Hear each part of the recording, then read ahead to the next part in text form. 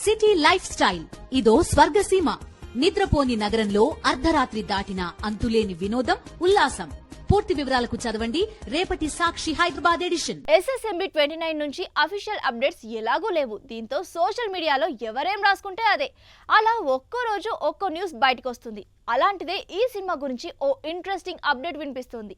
అది కూడా ఈ సినిమా స్టోరీకి సంబంధించి. ప్రభాస్ కల్కి సినిమాలానే మహేష్ రాజమౌళి మూవీ స్టోరీ కూడా కాశీ నేపథ్యంలో మొదలవుతుందట. అక్కడి నుంచి కథ సౌత్ ఆఫ్రికాకు షిఫ్ట్ అవుతుందట. వారణాసి స్కెడ్యూల్ మొత్తం ఒకటే సెట్లో కంప్లీట్ చేయాలని రాజమౌళి భావిస్తున్నట్లు తెలుస్తుంది.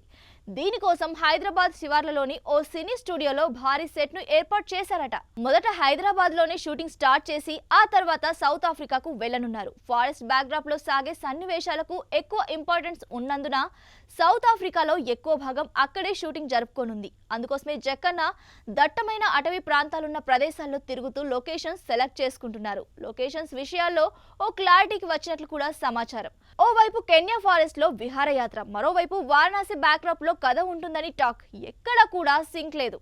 మరి ఈ రెండింటిని రాజమౌళి ఎలా లింక్ చేస్తాడు, అసలు స్టోరీ ఎలా ముందుకు వెళ్తుంది వంటి అప్డేట్స్ తెలియాలంటే కొన్నేళ్లు వెయిట్ చేయాల్సిందే. ఫిబ్రవరి నుంచి రెగ్యులర్ షూటింగ్ స్టార్ట్ చేసే అవకాశం ఉన్నట్లు టాక్. మరోవైపు ఈ సినిమా గురించి ఇంకో ఇంట్రెస్టింగ్ న్యూస్ వినిపిస్తుంది.